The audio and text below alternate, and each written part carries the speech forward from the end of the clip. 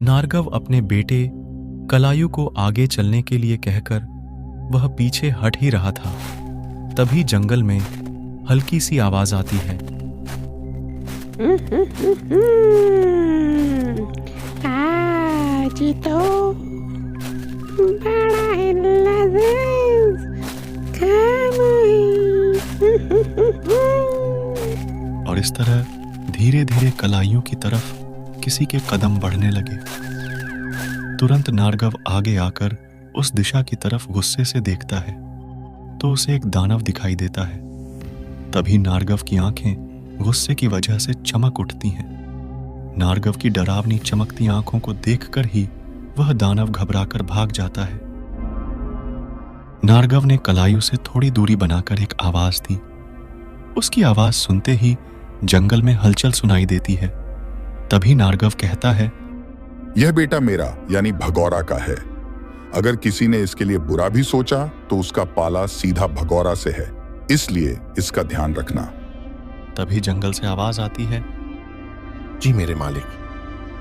यह आवाज सुनते ही नार्गव वहां से चला जाता है। नार्गव को जाता देख कलायु भी बस्ती की तरफ जाने लगता है। लेकिन जैसे ही वो बस्ती की तरफ जा रहा था वैसे वैसे जंगल में एक अनोखी दुनिया दिख रही थी, जैसे यह एक गांव न होकर एक बड़ा साम्राज्य हो। वहां की चीजें उसे अजीबोगरीब लगी। तभी सामने से उसे द्वारपाल ने रोक लिया। द्वारपाल ने गुस्से से कहा, रुक जाओ, यह तुम्हारे जैसे बच्चों के आने की जगह नहीं है। तुरंत दूसरे द्वारपाल ने उसे धीरे से फुसफुसाते हुए कहा, यहां तक पहुंचना भी आसान नहीं है, बल्कि हम भी अकेले जंगल से गुजरने से डरते हैं। ये तो एक बालक है। उन्होंने कलायु को देखा। उसकी लाल नीली रंग बदलती आंखें देखकर लगा कि कलायु हम में से ही है। लेकिन उन्होंने भी ऐसी रंग बदलती आंखें नहीं देखी थीं। द्वारपाल ने तुरंत कहा, तुम कौन हो? तुम्हारा यहां क्या काम है? चले जाओ यहां से, वरना तुम्हें शत्रु समझकर मारे जाओगे। और वैसे भी तुम बिना पहचान के अंदर नहीं जा सकते।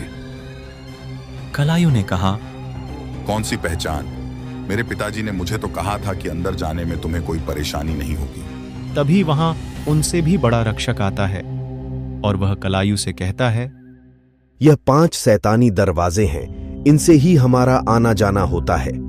देखा जाए तो यह हमारी पहचान है कि हम किस तरह के शैतान परिवार की श्रेणी में आते हैं। तुम्हें इन्हीं दरवाजों के सामने से जाना होगा। अगर तुम हमारे जैसे न हो तो मत जाना, नहीं तो ये दरवाजे गुस्से से तुम्हें हानि पहुंचाएंगे। इसलिए कृपया करके इन दरवाजों को जरा संभाल कर हाथ लगाना। कलायु तीसरे दरवाजे की तरफ जा ही रहा था।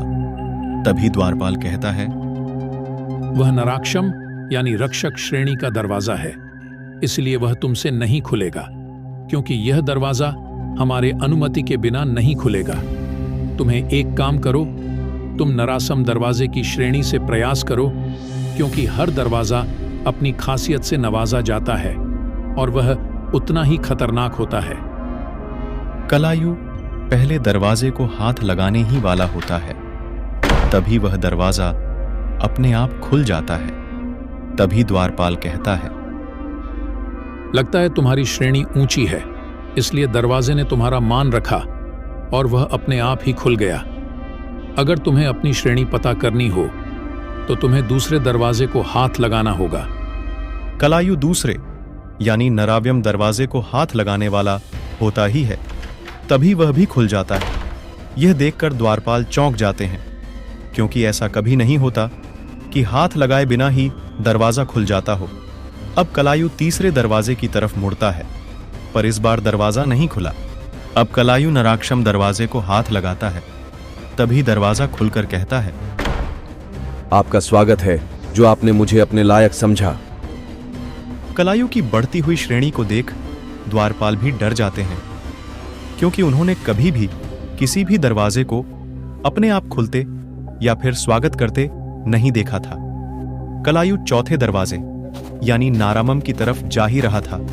तभी उसे वक्त उसकी तरफ बढ़ते कदमों की आवाज सुनकर दरवाजा गुस्से से हिलने लगता है और दरवाजे से अजीबोगरीब आवाज आने लगती है। यह देखकर द्वारपाल भी घबरा उठते हैं, क्योंकि इस दरवाजे को संभाल पाना, उसे शांत करना तो उन्हें भी भारी पड़ जाता था। तुरंत द्वारपाल कलायु को रोक लेता है और कहता है,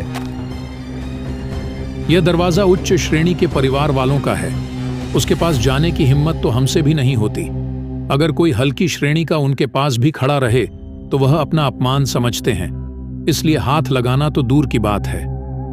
अब कलायु 5वें दरवाजे की तरफ देखता है। तभी द्वारपाल कांपने लगते हैं, क्योंकि यह श्रेणी सबसे बड़ी खतरनाक थी और इस दरवाजे को शांत करना तो उनके बस की भी बात नहीं थी। दोस्तों, आगे कहानी में क्या होता है, यह देखने के लिए देखते रहिए कलायु